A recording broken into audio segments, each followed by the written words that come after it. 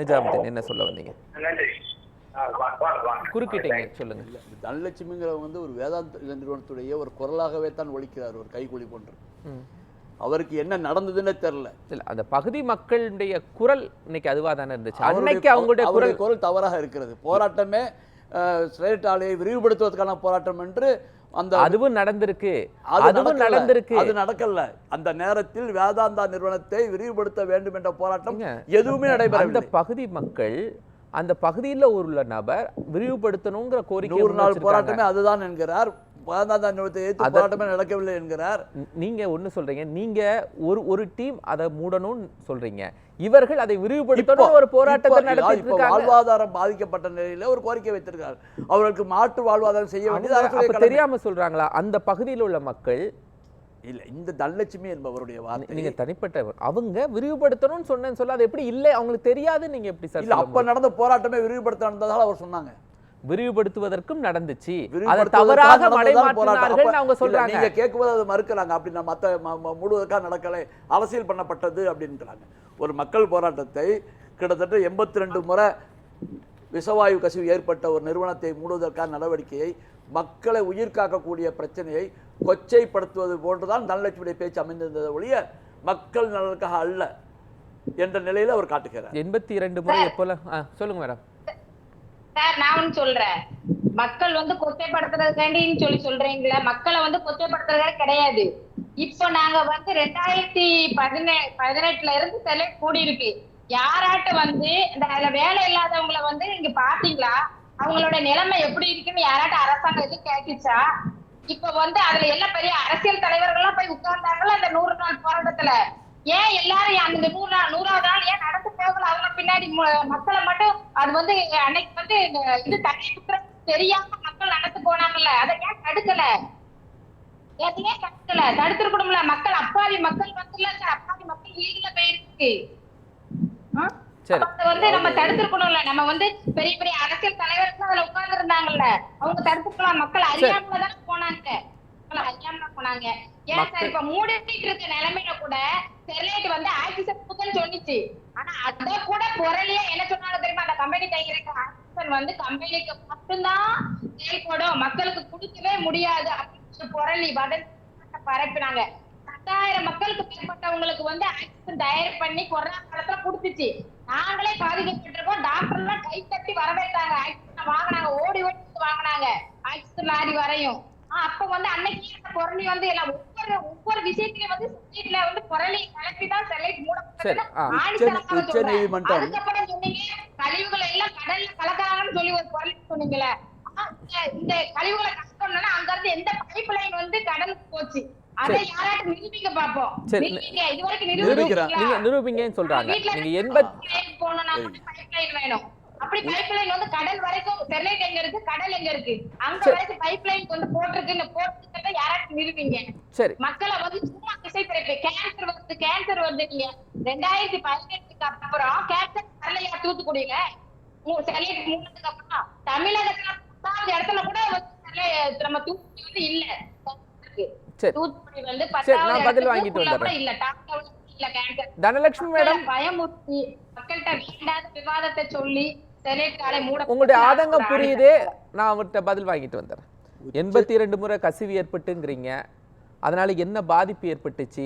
உச்சநீதிமன்றம் தலைமை நீதிபதியுடைய அமர்வில் தலைமையில் கொண்ட 3 பேர் கொண்ட அமர்வில் மிக தெளிவான தீர்ப்பு. வேதாந்தா நிறுவனத்தினுடைய செயற்பாட்டினுடைய விதிமுறை மீறலின் காரணமாகத்தான் இந்த உத்தரவு பிறப்பிக்கப்படுகிறது அப்படி என்று தெளிவாக சொல்லுது. போராட்டத்தெல்லாம் எடுக்கல, அவங்க விதிமுறைகள் மீறி இருக்கிறார்கள். அந்த விதிமுறை மீறல் விஷவாயு கசிவு போன்றவற்றை நிரூபித்த தமிழ்நாடு அரசிற்கும் தமிழ்நாடு மாசு கட்டுப்பாட்டு வாரியத்திற்கும் நாங்கள் பாராட்டுகளை தெரிவித்துக் கொள்கிறோம். அதுக்கு முடிச்ச தீர்ப்பு அதையும் சொல்றாங்க. அது மட்டுமல்லாமல் ஏற்கனவே இது காணாமல் இருந்ததுக்கு கண்டனமும் தெரிவிக்கிறாங்க. தெரிவித்து இது போன்ற பல முறை விதிகளை மீறி மக்களை இதில் லாபத்தையும் மக்களுடைய வருமானத்தையும், மக்கள் வருமானத்தை விட மக்கள் படக்கூடிய சிரமங்களும் நோய்வாய்களும் அதிகம் என்ற காரணத்தினால நாங்கள் இந்த அப்பீலை தள்ளுபடி செய்கிறோம்னு கொடுத்துருக்குறாங்க. அப்போ இந்த ஆய்வே பண்ணாம எதையுமே ஏத்துக்காமல் உச்சநீதிமன்றம் இப்படி ஒரு தீர்ப்பை வழங்கியதா? இல்ல இப்போ விதிமுறைகள் மீறப்பட்டிருக்கிறது அப்படின்னு அதுக்கு ஒரு ஸ்டே கொடுக்குறாங்கன்னா அந்த விதிமுறைகள்லாம் சரி செய்து அதை இயங்க வைக்க வேண்டிய பொறுப்பு யார்கிட்ட இருக்குது? அவங்க தொடர்ந்து கிட்டத்தட்ட கண்காணிக்க வேண்டிய பொறுப்பு 98 ஆரம்பிச்சதுலேருந்து 2018 வரை தொடர்ந்து விதிமுறை மீறல் மக்களுக்கு கண்காணிக்க வேண்டிய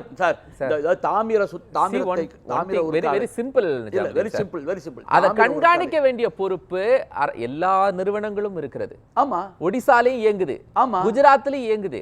அங்கெல்லாம் கண்காணிப்புகள் சரியா இருக்கு. அங்கெல்லாம் கண்காணிப்பு சரியா இருக்குன்னு சொல்ல முடியாது. இங்க மக்கள் தெளிவு, அரசு தெளிவு, விழிப்புணர்வு இந்தியாவிலேயே அதிகமாக மக்கள் எழுச்சியோடு போராட்டங்கள் 25 ஆண்டுகளாக தமிழ்நாடு 20 இருந்து 25 ஆண்டுகளா இயங்கி இருக்கு அப்படின்னு சொல்றாங்க. ஆமா, எங்களுக்கு எந்த பாதிப்பும் இல்லைன்னா அங்க உள்ள மக்கள் தங்களுடைய அங்க உள்ள மக்கள் தான் 100 நாள் போராட்டம், 13 பேர் உயிரிழப்பு, நூற்றுக்கணக்கான பேர் காயங்கள் எல்லாம் வந்ததெல்லாம் அந்த போராட்டம் தான். அப்ப அந்த மக்கள் போராட்டம், அந்த மக்களுடைய தியாகம், அப்பாவி அந்த மக்களுடைய தியாகம் எல்லாம் பொய்யானதா? என்ன நடந்துனே தெரியல, என்னெல்லாம் சொல்லி எங்களை ஏமாத்திட்டாங்க அப்படின்னு சொல்றாங்க. நடந்ததை மக்களால் தெரிவிக்கப்பட்ட 2 அரசுகளுமே ரெப்ரசன்ட் பண்ணிருக்குது. முன்னாள் அரசும் இன்னாள் அரசும் ரெப்ரசன்ட் பண்ணிருக்காங்க. இதே உயர்நீதிமன்ற தீர்ப்பளித்து நான் ஒண்ணும் வேண்டாம், நீங்க அதை ஸ்டாப் பண்ணிட்டீங்க சார். அந்த மக்களுக்கு என்ன நீங்க அடுத்த வேலை வாய்ப்புகளுக்கு ஷூரிட்டி கொடுத்தீங்க? அந்த வேலை வாய்ப்புக்கு நம்ம கவனிக்க வேண்டியது அரசு சேவை கடமை, அதுல மாற்று கருத்து இல்லை. அப்ப நீங்க ஒரு நிறுவனத்தையும் கண்காணிக்க மாட்டீங்க, வேலை வாய்ப்புகளை அது மூடப்பட்டிருக்குது. இன்னைக்கு மூடிட்டீங்க சார், மூடிட்டாங்க. அந்த 20 ஆண்டுகளாக அந்த நிறுவனத்தை நீங்க முழுமையா கண்காணிக்காம அதை மூடிட்டீங்க. உங்க ஃபேக்ட்லயே நான் வந்துடுறேன். அதே நேரத்துல அவங்களுக்கு வேலை வாய்ப்பு கொடுக்கணும். வேலை இழந்த மக்கள் எப்படி தங்களுடைய அன்றாட வாழ்க்கையை மாற்றுவாங்க எந்த இதையும் இந்த ஆட்சி செய்யல. தூத்துக்குடி வேதாந்தா நிறுவனத்தில் வேலை செய்தவர்கள் சுமார் 5000 பேர். அங்க அவர்களுக்கு மாற்று பணி செய்வதற்கான ஆய்வுகளை எல்லாம் அரசு மேற்கொண்டது. அது இன்னைக்கு எத்தனை வருஷமா சார்? எத்தனை வருஷமா? கொஞ்சம் கொஞ்சமா தான் செய்வாங்க சார். சரி, செய்யாமல் இருக்க ஒரு 5000 பேர்ல ஒரு 2000 பேருக்கு பண்ணிட்டாங்களா சார்? இல்ல, 5000 பேருக்கு பண்ணிருக்காங்க. அவங்களுக்குள்ள கல்வி உதவிகள், மாற்று உதவிகள் கொடுத்துட்டு தான் செய்யலன்னு சொல்றாங்க சார். அந்த பகுதியில சொல்ல முடியும் அப்படி சார். ஒரு தேவை தனியார் நிறுவனம் விதிமுறை மீறி ஆரம்பிக்கப்பட்டிருக்கிறது. யாரை நம்ப அதை விதிமுறையை நீக்குவது சார். நீங்க ஒரு சட்டமன்ற முன்னாள் சட்டமன்ற உறுப்பினரா இருந்து செஞ்சிட்டோம்னு சொல்றீங்க.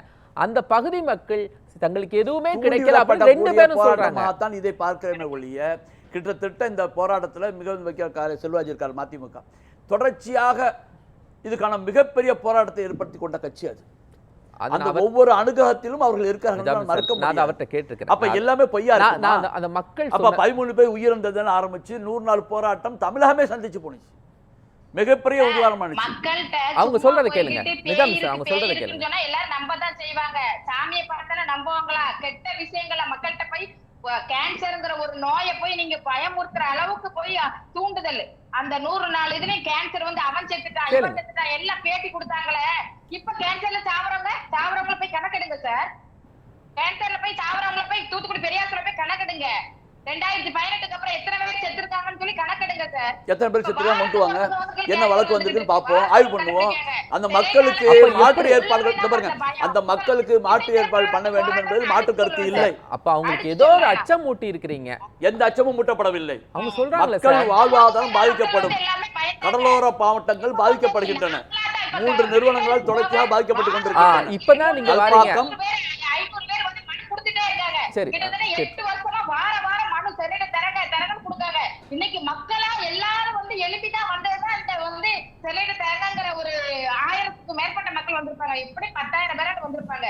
அவ்வளவு பேர் தன்னெழுச்சியா தான் வந்தோம். 8 வருஷமா வந்து எங்களை பொய் சொல்லி வேலை வாய்ப்பு இல்லாம மக்களை வந்து பின்தங்கிய நிலைமையில நான் உட்கார்ந்துட்டு இருக்கோம். எங்களை கேட்பார் கேள்வி கிடையாது. மழை நேரத்துல அப்படி ஒரு உணவுப் பொருட்கள்ல இருந்து சாப்பிடுறது ஏமாந்துட்டோம். எங்களை வேற மாதிரி டைவர்ட் பண்ணிட்டாங்க. இது ஒரு பெரும் ஆபத்து அப்படின்னு டைவர்ட் பண்ணி எங்களை ஏமாத்திட்டாங்க.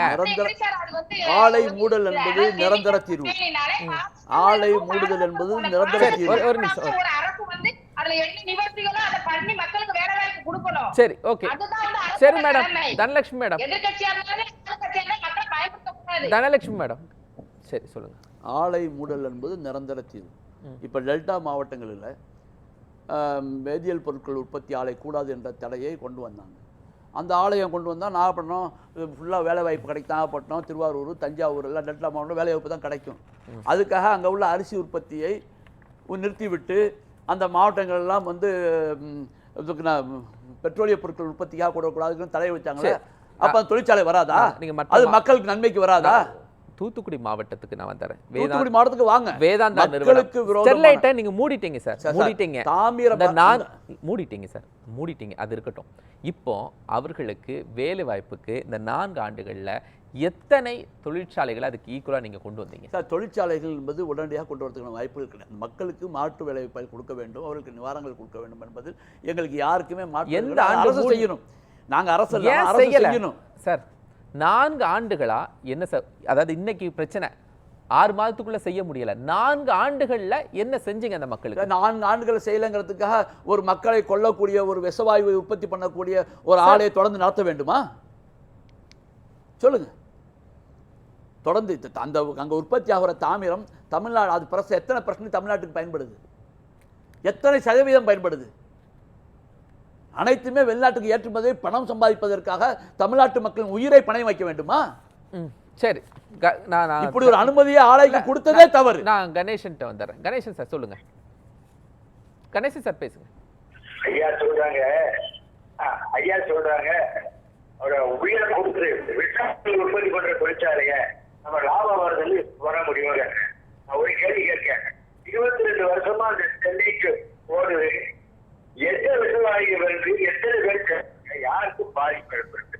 ஒரு ஸ்டாண்ட் கொடுக்க முடியுமா? ஒரு ஸ்டாண்ட். அப்புறம் ரெண்டாவது கேள்வி சொல்றேன். ஆர்டிஐ மூலமாக மாட்டுக்கட்டுப்பாடு கேட்டுட்டேன். ஐயா, மாட்டுக்கு போராட்டம் முடிஞ்சு துப்பாக்கி சூடு முடிஞ்சு மறுநாளே நீங்க ஆலையை மூடுறீங்களே விதி மீறல் சொல்லி இப்படி விதி மீறல் 3 நாள் போராட்டம் நடத்துறாங்க. அன்னைக்கே நீங்க அந்த ஆலையை மூடிருக்கலாமே அப்படின்னு ஆட்சியில கேட்டேன். ஏயா மூடலன்னு கேட்டேன். அதுக்கு அவங்க என்ன பதில் சொன்னாங்க தெரியுமா? அது எங்களுடைய பட்டியலில் இல்லை, எங்க கஷ்டம் இல்லைன்னு பதில் சொன்னாங்க. சரி, இன்னொரு அடுத்தது நான் ஒரு கேட்கிறேன். இந்த ஐயா சொல்றாங்களே விஷமாயி தாக்கி செத்து போயிடுவாங்க, அதை நம்ம உயிருக்கு எடுத்துக்கூடாது. இந்த ஆலையை 3 நாள்ல இதெல்லாம் ஆட்சியில வாங்கி வச்சேன். ஆலையை மூடுறீங்க இல்லையா, என்ன காரணத்தால மூடுறீங்க அப்படின்னு ஒரு கேள்வி கேட்டேன். அவங்க ஒரு 5 காரணம் சொன்னாங்க. 5 காரணம்.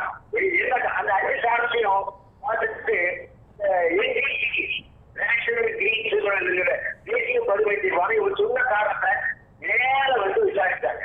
இவங்க சொன்ன பட்டியலை பார்த்துட்டு அது ஒரு காரியம் சொல்றாங்க. சிக்ஷம் ஆண்டு இவங்க நான் சொன்னபடி கட்டல.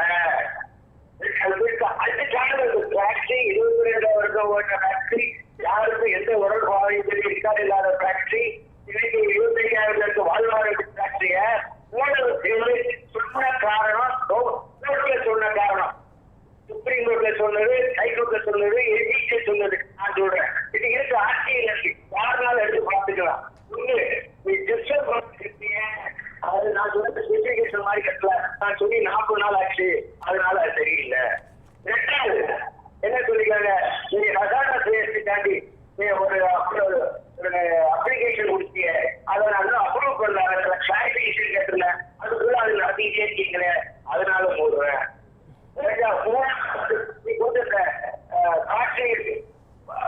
பராமரிப்பு இருக்குல்ல, அது என்னன்னு கேட்டா ஆசிரியர் பத்தி டீச்சர்ஸ் இல்லையே, அதனால மூடுறேன்.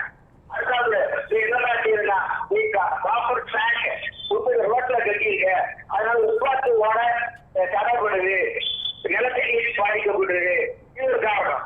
இதெல்லாம் எதிர்த்து நேரம் வந்தா வாயா எங்க கொட்டிருக்கான், எங்க உற்பத்தி ஓட இருக்கு, எங்க கொட்டினாலும் ஆசிரியர் எங்க தடைப்படுது, இந்த ஆசிரியருக்கு தடைப்பட்டதுனால எங்க நிலத்தடி பாதிக்கப்பட்டிருக்கு, இதெல்லாம் சாம்பிள் இருக்கா நேரம் வந்தா என்ஜிடி வந்து டெக்னிக்கலி காம்பிடன்ட் ஜுடிஷியரி அவன் வந்து சொல்லிட்டா இதுல ஆசிரியர் ஒண்ணு மாற்றப்படல, ஆசிரியர் ஒண்ணு தடைப்படல, இப்படி 5 காரணங்களையும் அவன் சொல்லி இதனால இந்த பிரின்சிங் கிரவுண்ட்ல இவ்வளவு இண்டஸ்ட்ரிய எக்கானமிக் இம்பாக்ட் உள்ள ஒரு தொழிற்சாலையை மூடக்கூடாது அப்படின்னு சொல்லிட்டு கண்டிஷனோட போட்டு ஐயா.